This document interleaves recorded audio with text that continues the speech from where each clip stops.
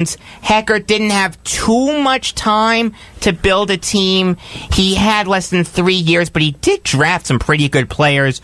Joe Hayden, TJ Ward, Buster Screen, Jordan Cameron, Josh Gordon, and Jabal Sheard. So Tom Heckert had a good head on his shoulders. I'll tell you that. He will be deeply missed. Amyloidosis, man. That's a zebra right there. That is not a disease you hear from a lot. What exactly is that, though? A zebra is an unusual disease that you never see. It's like my mom once diagnosed someone with malaria in New York. Wow. That's a zebra. Wow, okay. So, on that note, let's take a quick break. Don't go anywhere, because we'll be talking hockey next on Beyond the Game on the Voice of Nassau Community College, 90.3 WHPC. Hi, I'm Janelle Hale, founder and CEO of the National Breast Cancer Foundation. Early detection saved my life. It could save yours too. I was only 34 years old and the mother of 3 when I was diagnosed with breast cancer. I was forced to make a decision about my health with few options. After my treatment, I made a commitment to provide help and inspire hope to those affected by breast cancer through early detection, education, and support services. I was fortunate to have resources and support through my journey, but so many facing breast cancer have to overcome the burdens of cost and fear alone. No one should face breast cancer alone. Today, NBCF has provided over 1 million early detection and patient navigation services so that women in need have access to these potentially life-saving resources. To learn what every woman needs to know about breast cancer, visit NBCF.org. Hey, what's up? This your guy, DJ Steph with the F. And if you didn't tune in last week to It's Saucy, this is what you missed. Yeah, but you know what's so funny? I found funny is like, remember that time Meek Mill donated like $50K to like Philadelphia public schools? And then Drake topped him with like $100K. That's so petty. It's just like, free you Meek. and that petty stuff. Free Yo, Meek. stop that. Because we had a problem the other day. I ain't gonna say it, but you know I'm not petty. First of all, you're super petty. No, I'm because not. You be throwing low blows and sneak dissing on air. First you did it to my man Vaughn P last week. I said we have interesting people here. Now you trying to come for me? I'm not coming for you. I'm just saying that, it hurt me, Sam. It really did. If you don't want to miss out on moments like this, plus hip-hop and reggae music, then tune in every Wednesday at 10 p.m. on the Voice of Nassau Community College on 90.3 WHPC. 90.3 WHPC reminds you that smoking causes immediate damage to your body, which can lead to cancer, heart disease, smoke, asthma, and respiratory diseases such as emphysema and chronic bronchitis. If you've tried to quit before and it didn't work, try again. If you or someone you know wants free help, visit cdc.gov/tips or call 1-800-QUIT-NOW. This message from the Centers for Disease Control and Prevention in the Voice of Nassau Community College, 90.3 WHPC. Jacob Volk. A lot of Eminem on this show. Just about to say that. Eminem's my favorite rapper, though. I will say that. Fair enough. You're listening to Beyond the Game on the Voice of Nassau Community College, 90.3 WHPC. We are live twice a week, Tuesdays at 5 p.m. and Fridays at 3 p.m. I am Jacob Volk. You can follow me on Twitter at RealJacobVolk. Sitting across from me, Eric Fischetti, who you can follow on Twitter at Sergeant Fish, and Matt Charkowick, who you can follow on Twitter at Matty C Sports. Number to call if you have something on your mind is 516-572-7440. And while we were in break, Eric, you have some breaking news. I actually do have breaking news, and you know what? It just goes back to what could have been. So according to Maggie Gray, and if you recognize that name, you're from New York. The M in CMB. Exactly. Davis, I like her. I like her too. Davis Webb, the Giants' second-string quarterback as of right now, says the day that Eli Manning got benched, quote, McAdoo said the next 3 weeks after Geno's start are all on you. Says he wished he could have showed the fans what he could do. Wow. That's a... that's a kick in the nuts, isn't it? Yeah, but you know what? I kind of understand now why Geno Smith started. I don't, and you said this before too, don't put pressure on the rookie.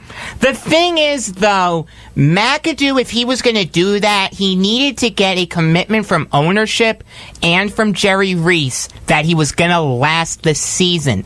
Because having Geno Smith and just Geno Smith start except Eli Manning makes no sense. If that's true, and I don't know if it is or not, it makes more sense. But McAdoo needed to get that commitment, and he didn't. He's Ben McAdoofus. He really is. He's Ben McApoo. Mac and cheese. But here's my problem with it. After McAdoo got fired, Steve Spagnuolo became the interim coach. Why is he playing Eli then? Why are you playing Eli Manning? Because he was opposed to ever benching Eli. That's why.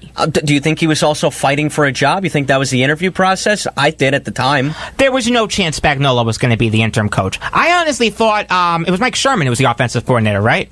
Is that who it was? No. It was oh man, I'm forgetting his name. But no, I thought it was the offensive coordinator who should have gotten the job.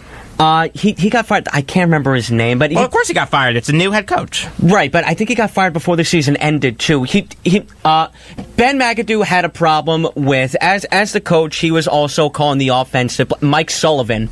Mike Sullivan. Yes, that was his Mike name. All right, Sullivan. I was close. Yeah. No, you were very close. I'm surprised I forgot. And the one thing I'll say is, when I said Kajus was a 4th-round pick, I was thinking of Dalton Schultz. He also went to Stanford. Was also a tight end. He was picked by the Cowboys this year. So I've been close. I've been in the ballpark. No pun intended. I mean, it's a perfect pun. But look, if they play Davis Webb, do the Giants still have Saquon Barkley? I mean, it's a matter of, what would have happened? Granted, I would have loved to see what he could do.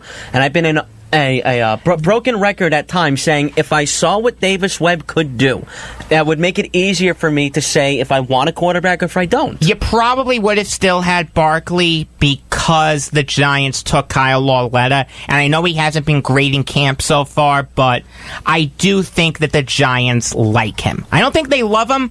I think if Eli goes down, Webb is going to take over, but I think they like Lauletta enough that they would have taken Barkley still. I think they like both, and this is why I like Shermer, because obviously, as we've seen him do in Minnesota, he's undefeated in his Giant tenure. So far. I mean, let's see what comes Thursday, this premier matchup against the Cleveland Browns.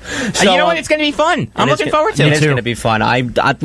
This is Davis Webb's chance to shine.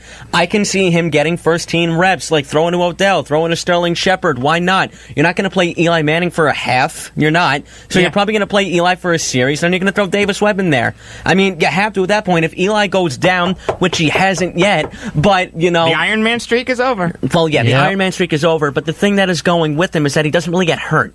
That is true. Yeah, so obviously if Eli goes down, that's going to be awful to watch because, again, the expectations are through the roof this year again, and I don't think that's fair because they were 3-13 for a reason. 6-10 to 8-8. That's what I think the Giants are going to do. I agree with you, but they were 3-13 for a reason, so the expectations really shouldn't be there. You should be excited because football is back. You get to see one of the best players in this draft in Saquon Barkley produce because he's going to carry the load for most of the year because the Giants used to be very predictable in terms of they didn't really have a running game. They had run up the middle, and then have Eli throw it on 3rd down. Pretty much. It was basically a pass-first team, and the running back that they had in the past, Orleans Darkwa, who was, they haven't had a good one since Ahmad Bradshaw had a 1,000-yard season in, I think, 2012. So the Super Bowl year. Didn't they win the Super Bowl in 11? 2011, sorry. Yeah. No, that's fine. Hey, listen, you were in the ballpark. It's okay if you're in the ballpark. I was a year off, but you know what?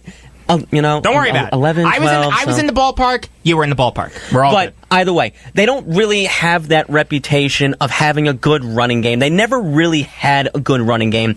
Mainly what the Giants have always Bradshaw was pretty good. No, Bradshaw was pretty Bradshaw good. days were fun. But the running backs in between that, Tiki Barber, as much as I can't stand him, was probably the best one before Bradshaw. And before that, it was Joe Morris because no one else was really that good. Not OJ? You don't win that Super Bowl without him. I agree. I agree, because it's funny. The backups made a stand and they produced, Hostetler and OJ. Yeah. But you know what? Yeah, it's true. OJ was really good, but Morris was also there when OJ was there. But, you know what? They have just never really been known for a good running game. They have always been known for defense. Yeah, exactly. And you know what? I mention this a lot. Eli Manning, a lot of people argue, is he the best quarterback the Giants have ever had? And the answer is very simple. Yes. He is. He is. Without question. You actually convinced me of that on air. Yes, because you know why? Phil Simms, as great as he was, as good as he was against the Super Bowl. Didn't win 2 Super Bowls. No, but not only that, he got hurt all the time. Yeah. He got hurt all the time. Jeff Rutledge was always the backup behind Phil Simms. Before that, it was Wyatt Tittle, Fran Tarkenton, who wasn't really there that much. He's mainly known as a Viking. Tittle wasn't there when Simms was there. No, I know. I'm talking about quarterbacks that they've had. Oh, you said backups.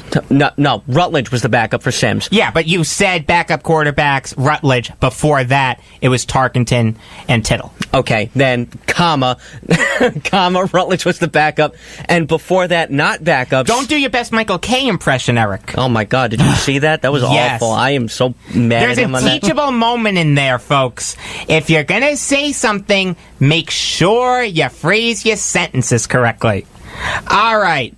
No time for hockey because we've got about 2 minutes left. It's time for the bottom of the ninth. I'm glad Eleanor isn't here because she would be very upset with me. Yes, she would. Eric, we'll start with you. Okay, so I'm going to go back in time a little bit. Maybe, I would say about 11 years ago, August 7th, 2007, Barry Bonds breaks Hank Aaron's record, and he hits home run number 756. Although he is very controversial, he was probably not the most pleasant guy to deal with. I'm telling you, we will see him in the Hall of Fame at some point. I agree with you. I was in a bar when I first saw that clip, and I remember watching the madhouse that ensued when the ball landed. People were desperately I'm trying looking to at it right now. And Bonds just standing there at home plate, hands up, didn't Yep, run I away. remember that If that image. happened today, you get thrown at the next at-bat. But then again, people were scared to throw at Bonds anyway. They'd walk him with the bases loaded. Buck Showalter did that. That is so... Look, that is the utmost respect to a player, and I truly think we'll see him in the Hall of Fame. I agree with you. Matt? I'm going to bring up a little oddball topic that came up this past couple of days. NASCAR CEO Brian France takes indefinite leave of absence following a DUI. NASCAR's not a sport. I know, but I wanted to bring this up anyway. Making a left turn. Oh, God. It's turning left. I turned left to get here. Am I an athlete? No. I mean, you can be if you want. Oh, God. Not a sport. But it's the bottom of the ninth, so I can't kill you too much for it. Stan Mikita passed away today at the age of 78. In my opinion, he's the 59th best skater in NHL history and is the best Blackhawk in team history. Will be deeply missed. All right. We'll end a little bit early today, and that's all right. The Soul of Halas with my pal Teddy Savalas is coming up next. He will tell you all you could ever wish to know about Kevin Youkilis, Giannis Antetokounmpo, and his lesser-known brother Thanasis. For Eric Fischetti and Matt Charkowick, I am Jacob Volk saying that I turned off the light that never goes out.